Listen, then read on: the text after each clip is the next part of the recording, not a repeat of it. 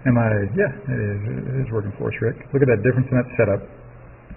Right, here's definitely the new blue today.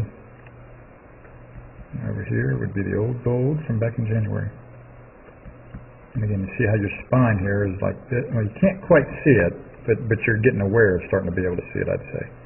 So your spine is kind of like this, versus today it's more like this. Right? Right. Mm-hmm. And then probably now your shoulder turn, since you've been working on it the last several weeks, will probably look quite a bit different.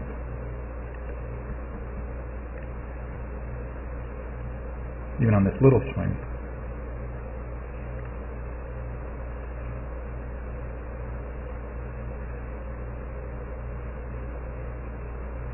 Try to put it right where the ball is.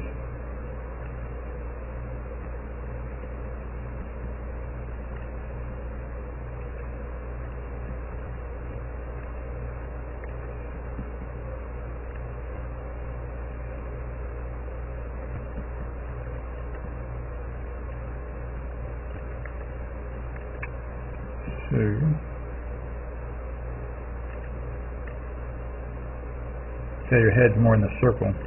Right. Because when you're leaning this way, your head starts way on your left foot. As we look at it from here on the camera, way up to our right. Mm-hmm. But so from your perspective, way to your left. So now, you're trying to get on plane. That's why I say some people do better with this just by virtue of that. And then here your weight shift. Look at that weight shift. Right. That's good that your head's coming out of the circle here today. Mm-hmm. The body's more You're on top of your left, right. Your torso is on top of your left foot. So now, see, this left leg becomes a pivot point, like a tetherball pole.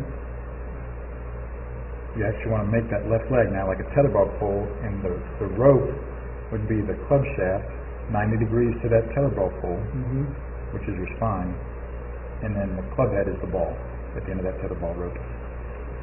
And then look at that extension. Look how good those arms look. Instead of that. And part of the reason his arms look good is you've worked on that hinge. Right. You know. So again, everything in its time. And then over here, look at how good this will look.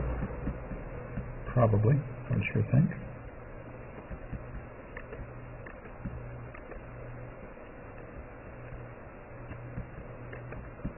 Compared to that one back in January when we started.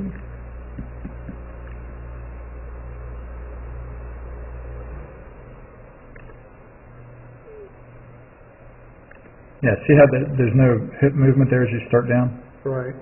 And watch this over here today.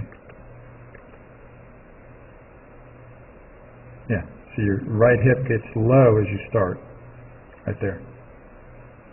You see how easily that club head gets back toward that plane line now. See that shift? So you see what I mean? That loop we've talked about. Now you're trying to start that loop a little bit with your hips, your lower body. It seems easier. Right, and then look at that. Was I actually a little bit under the plane line there? Yeah. I know the same tone of voice you just had. I've never been under the plane line before. See, look at the club on the I know, look at that. line. Right, and through the top of your left shoulder. Yeah. Yes. The fellow who baptized me back in college, we were good friends, and he helped me learn the Bible. He says, I'm just always looking forward to new sins. I said, what? He goes, because hopefully you're accomplishing something, getting over, conquering some sins, overcoming some sins, and we're always going to have some sin. Right. I'm not going to be perfect, so I'm just looking forward to new ones. Instead of the same old ones. Yeah, buddy. And that applies to golf here, doesn't it? Right? Hey, doing pretty well. That applies to golf here, right? Yeah, hopefully. You'll move on, like we're doing here, talking about your lower body now, and because your wrists have gotten better, and your hands have gotten better, and your shoulders have gotten better. But yeah, look at that. See, now just watch that again, the whole... See how your whole right side is kind of working up, like the forehand winner in tennis. It's kind of working up like this instead of working downward. Exactly. Yeah. And there's the TinkerToy to remind you that. Down on the ground. I should bring my... I bought those TinkerToys, a big thing like this, and I only have used those 4 pieces. I should bring them all in and hand them to y'all to remind you. Yeah. Or go ask the grandkids, maybe, or the daughter, if she has some around the house. There's that TinkerToy to remind you that. And and as opposed to this. See, it was getting there, but you see how those hands and arms are fighting it. See, that left arm is really fighting it, and yeah, there's no action. So you're flat-footed like you noticed, and the shaft is fighting it. The right foot there is up. Right. Yeah. And then from face on, we already saw the big difference here from face on. And then this is starting out today. And you see how and the weight shift is better already than back in the winter. It's even better today on that last swing. So, remember, the first thing we started talking about today was, again, the shoulders relate to the arms, right? You can't have both arms extended if you're not turning your shoulders throughout that downswing, through the hitting area. That's how the shoulder turn relates to the extended arms too, in fact. And then the next thing I want you to appreciate is that that sensation that you don't want to be square with your backbone to the target. You actually wanted the top of your backbone to be tilted away from the target, so your hips and shoulders are more closed in your setup. And then as you start your downswing, your hips go to the right of the target, just like you want the club head to. And there's that figure eight feel to the hips, just like there is to the club head. To really get you on that playing line a little better. Right. I think that's everything, isn't it? I think so. That's enough. Yeah. Yeah, exactly. Yeah, and so, just like you mentioned with the quantum golf, just things, if we hear them at the right time, it makes it easier and it's relevant, and that's my job, to bring the things up to you. Hi, this is Joel. I'm here at Dr. Todd Elworth's office. He's one of the best chiropractors in the region. He's a TPI certified golf fitness professional, and I really want you to know about him because he can help you a lot with your golf fitness, just as he's helped my young student Taylor here in the last year or so. How we met, Taylor came into my office with back pain.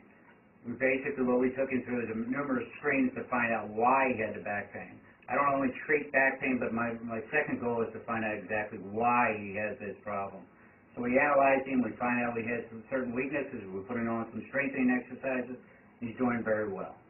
He's done great. He's had very little back pain, and that's mainly because he injured himself working too hard at the golf course. So he's done his exercises, he's felt great. I'm very, very thankful that Todd's been able to help Taylor in this great way.